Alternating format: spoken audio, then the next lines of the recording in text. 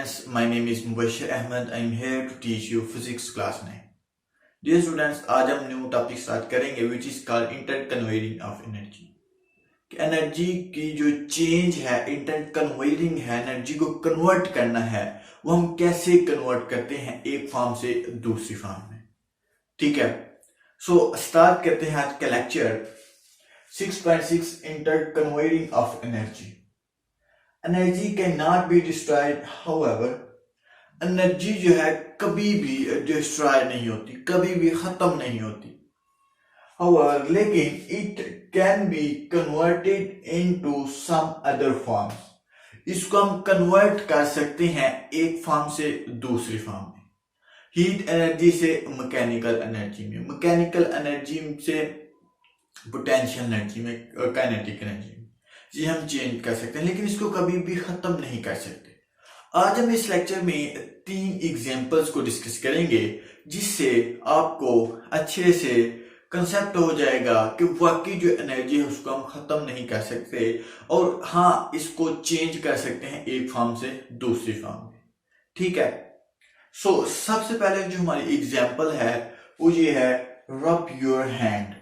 अपने हैंड को रब करना. ये देखें, मैं हैंड को अपने रब कर रहा हूं. इसमें 3 एनर्जी जो यूज हो रही है. सबसे पहले मेरी मस्कुलर एनर्जी, ये मस्कुलर एनर्जी है तो मैं अपने हैंड को रब कर रहा हूं, अपने हैंड को मूव कर रहा हूं, मोशन में ला रहा हूं. मींस दैट सबसे पहले जो मस्कुलर एनर्जी है वो मोशन, मतलब कि हाथों को मूव करवा रही है, और जहां पे भी मोशन होगा उसको हम कहते हैं मैकेनिकल एनर्जी. सो एक बात क्लियर हुई कि जो मस्कुलर एनर्जी है वो चेंज हो रही है मैकेनिकल एनर्जी में. ठीक है, मतलब कि मस्कुलर एनर्जी में मैं हाथ को मूव करवा रहा हूं और हाथ मूव हो रहे हैं. सो जहां भी मोशन होगा वहां पे मैकेनिकल एनर्जी होगी. So muscular energy converted into mechanical energy. So mechanical energy जो है, ये जो मोशन हो रहा है मेरे हाथों से, इसमें हीट एनर्जी भी प्रोड्यूस हो रही है. So it's mean that muscular energy converted into mechanical energy and also mechanical energy converted into heat energy. ठीक है, सो इंटरकन्वर्टिंग ऑफ एनर्जी की जो फर्स्ट एग्जांपल है वो हमने डिस्कस कर ली और उम्मीद करता हूं कि आपको फर्स्ट एग्जांपल की अच्छे से समझ आ गई होगी. ठीक है, so second example, practical example हम करते हैं. ये आपकी बुक पे भी एग्जांपल है, लेकिन हम इसको इन डिटेल प्रैक्टिकल एग्जांपल देखते हैं. ये स्टूडेंट्स, ये एक पहाड़ है. ये क्या है? एक पहाड़ है. एक साइकिल वाला बंदा इस पहाड़ पे चढ़ेगा, ठीक है, और फिर उतरेगा. इसमें हम देखेंगे कि कौन कौन सी एनर्जी जो है वो यूज हुई है. डियर स्टूडेंट्स, जब ये ऊपर चढ़ेगा तो एनर्जी को इन करेगा, मींस कि एफर्ट लगाएगा, एनर्जी लगाएगा, फोर्सेस लगाएगा. सो इट्स मीन दैट वो अपने अंदर एनर्जी को अब्सॉर्ब किया और फिर ऊपर चढ़ा. ठीक है, मींस एनर्जी जो है इसको इन करेगा. ठीक है, लेकिन जब ऊपर चढ़ना स्टार्ट हो जाएगा, इसमें एनर्जी इन होगी, एफर्ट यूज होगी तो ऊपर चढ़ जाएगा. लेकिन इस पोजीशन पे आके ये रुकेगा. फॉर एग्जाम्पल, ये हमने इसको रोक दिया है, तो इस पोजीशन पे यहां पे जो एनर्जी होगी, एनर्जी ये जो गेन करेगा, ये गेन करेगा पोटेंशियल एनर्जी को गेन करेगा. ठीक है, क्योंकि ये हाइट है, यहां से लेकर यहां तक एक हाइट है, और हमने ये बात की कि हाइट से लेकर हाइट के रिलेटेड जो भी एनर्जी होगी, हाइट पे जो भी एनर्जी होगी, so that is called potential energy. तो यहां पे पोटेंशियल एनर्जी गेन कर लेगा. लेकिन जब यहां पे आके ऐसे मूव करेगा, नीचे को ऐसे आएगा, तो कोई भी फोर्स, कोई भी एनर्जी यूज नहीं करेगा. क्यों एनर्जी यूज नहीं करेगा? क्यों कि हमने बात ये की कि एनर्जी डिस्ट्रॉय नहीं होती. तो यहां से जो इसने एनर्जी को यूज किया, उसी एनर्जी से ये यहां से विदाउट एनर्जी नीचे आ जाएगा. मींस कि जितनी एनर्जी यूज करके यहां पे आया, ठीक है। और यहां पे ये विदाउट एनर्जी इसीलिए जाएगा कि ये जो पिछली एनर्जी है इसको यहां से फ्रीली मूव करवा देगी। ठीक है। So it's mean that energy कभी भी डिस्ट्रॉय नहीं होती। सो यहां पे आके जो एनर्जी गेन करेगा, यहां पे जो एनर्जी होगी ये होगी आउट हो जाएगी इसकी। यहां पे एनर्जी उसने इन की थी, अब्सॉर्ब करके एनर्जी एफर्ट लगा के ऊपर चला था, लेकिन यहां पे एनर्जी जब आउट होगी तो वो फ्रीली इजीली मूव कर जाएगा विदाउट एनी फोर्स। ठीक है। सो यहां पे आके जो एनर्जी को गेन करेगा वो एनर्जी होगी काइनेटिक एनर्जी। उम्मीद करता हूं कि आपको इस एग्जांपल की भी अच्छे से समझ आ गई होगी। सिंपल सी बात है डियर स्टूडेंट, देखें एक साइकिल है, साइकिल फोर्स, एक बंदे ने फोर्स लगाई, फोर्स मतलब अब्सॉर्ब की, तो फिर फोर्स लगा के ऊपर चढ़ा। ठीक है। जब ऊपर चढ़ गया, यहां पे तो फोर्स उसने लगाई, ठीक है, लेकिन जब यहां से फ्रीली मूव करेगा तो हमने देखा क्यों फ्रीली मूव करेगा, फिर हमने ये कहा कि जो एनर्जी यहां पे उसने वेस्ट की थी और वही एनर्जी इसकी यहां पे काम आई इसको नीचे उतारने के लिए। सिंपल सी बात है। सो अभी हमने दो एग्जाम्पल को डिस्कस कर लिया इंटरनल कन्वर्जन ऑफ एनर्जी को। उम्मीद करता हूं कि इस दो एग्जाम्पल से ही आपको इंटरनल कन्वर्जन ऑफ एनर्जी की अच्छे से समझ आ गई होगी। लेकिन अब हम अपनी जो नेचर प्रोसेस पे जो एनर्जी वो है एग्जाम्पल है उसको डिस्कस करते हैं कि नेचुरल प्रोसेस पे जो है किस तरह हम इंटर कन्वर्जन ऑफ एनर्जी को डिस्कस कर सकते हैं। सबसे पहले बात करते हैं रेन। रेन हमारे पास एक एग्जाम्पल है, this is called natural process. हमारे पास एक सन है। सन पता है आपको कि वो क्या करता है, वो हमें एक तो हीट एनर्जी देता है और एक क्या देता है, लाइट एनर्जी देता है।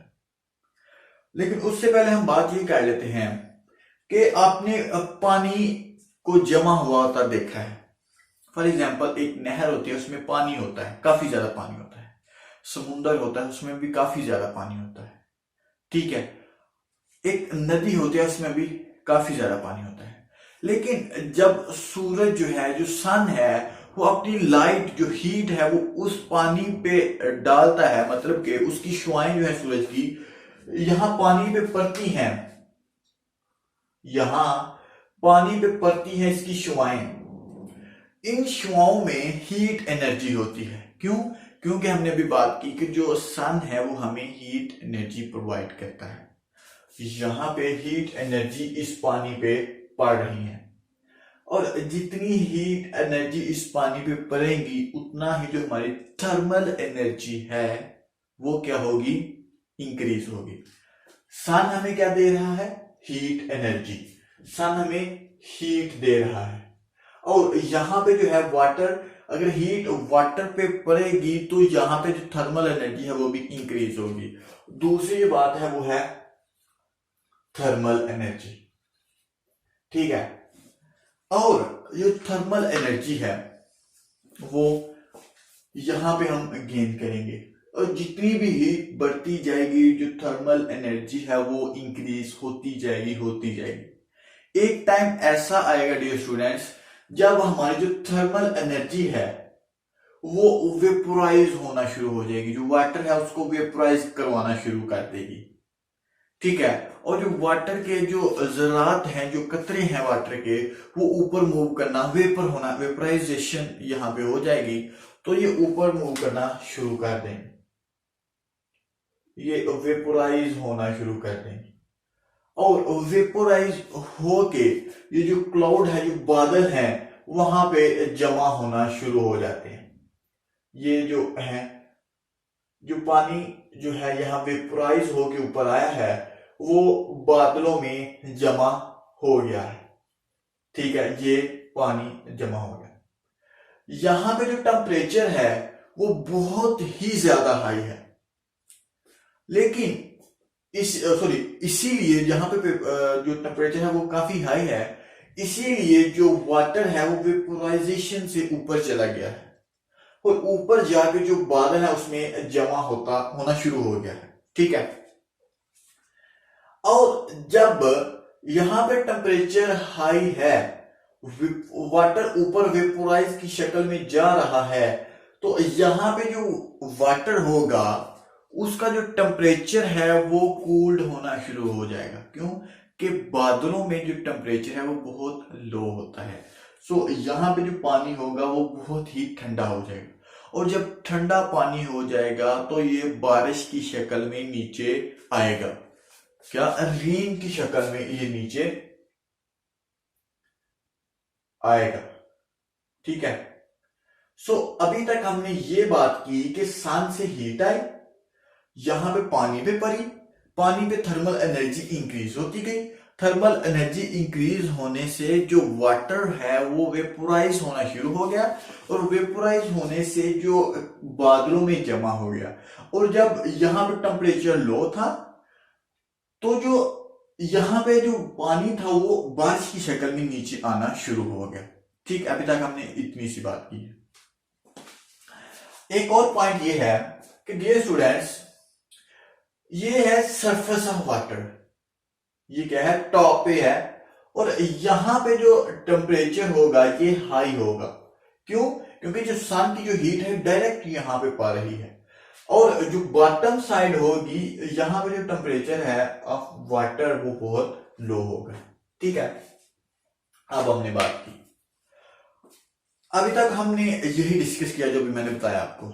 अब मैं एनर्जी की बात करता हूं। एनर्जी की बात करता हूं तो सबसे पहले हम बात करते हैं, ये देखें, सन से क्या आई? Heat energy. यहां पे क्या हुई? थर्मल एनर्जी प्रोड्यूस हुई। थर्मल एनर्जी से वेपोराइजेशन हुई। वेपोराइजेशन से यहाँ पे क्लाउड पे पानी जमा हो गया, और यहाँ पे हमारे पास जो पोटेंशियल एनर्जी है वो हमें मिली, क्योंकि हाइट की वजह से जो भी एनर्जी होगी हम उसे पोटेंशियल एनर्जी कहते हैं। और यहाँ पे जो हमें पोटेंशियल एनर्जी गेन हुई, और पोटेंशियल एनर्जी पे यहाँ पे जो वाटर था ठंडा होकर फिर नीचे आया, यहाँ पे भी जो है काइनेटिक एनर्जी भी प्रोड्यूस हो गई। क्यों?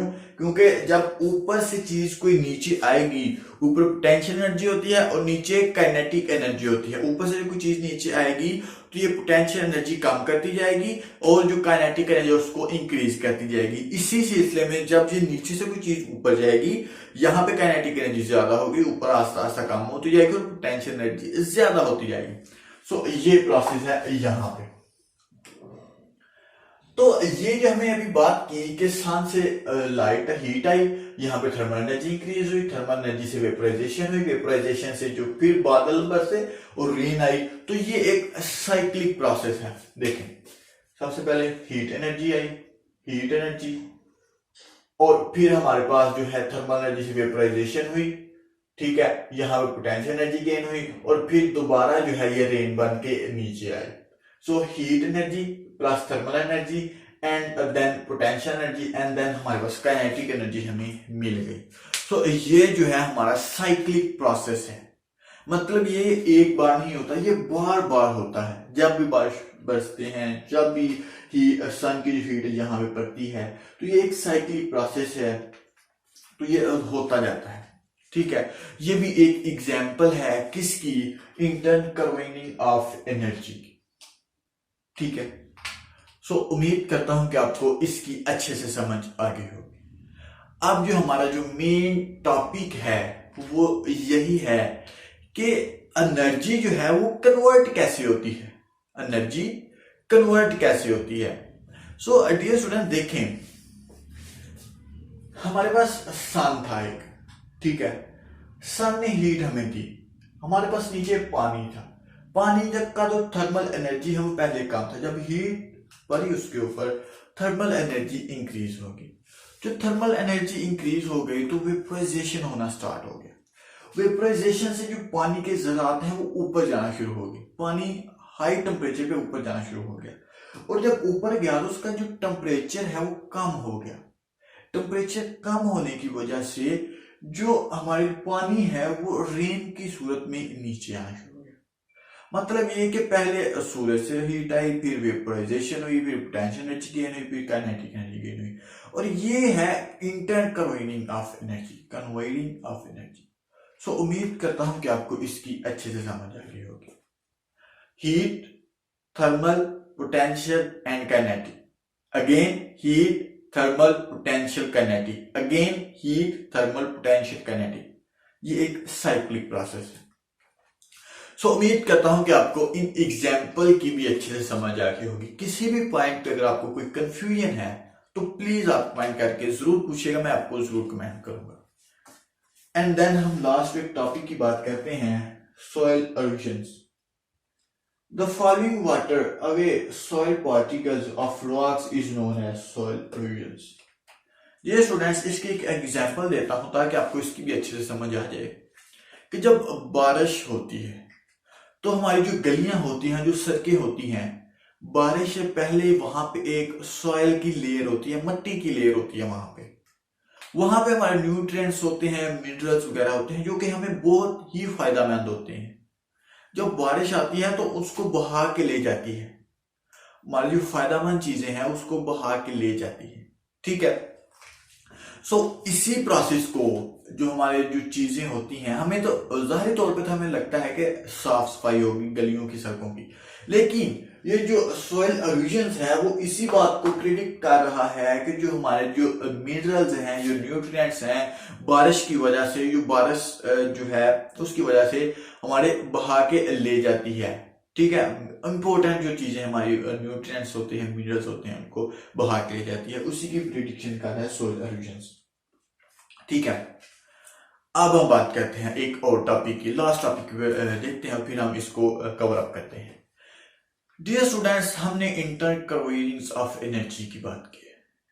अब हमने देखना है कि क्या जो परसेंटेज ऑफ एनर्जी है दूसरी फॉर्म में कन्वर्ट होगी, क्या उसकी परसेंटेज कम होती है? नहीं, उसकी परसेंटेज कम नहीं होती।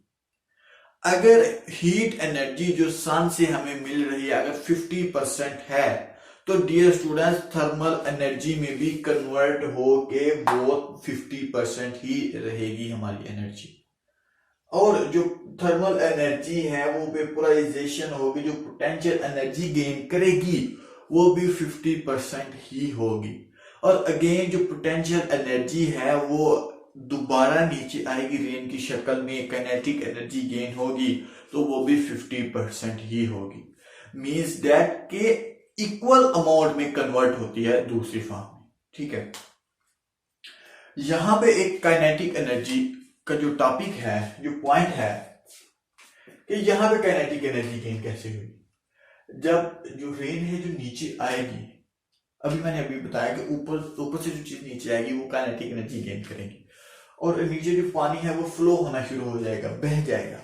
वो वहां पे जो मोशन की वजह से एनर्जी होगी वो भी काइनेटिक एनर्जी होगी। ठीक है। उम्मीद करता हूं कि आपको इस लेक्चर की अच्छे से समझ आ गई होगी। अगर किसी भी पॉइंट पे कोई कंफ्यूजन है तो प्लीज कमेंट करके जरूर पूछिएगा। अल्लाह हाफिज।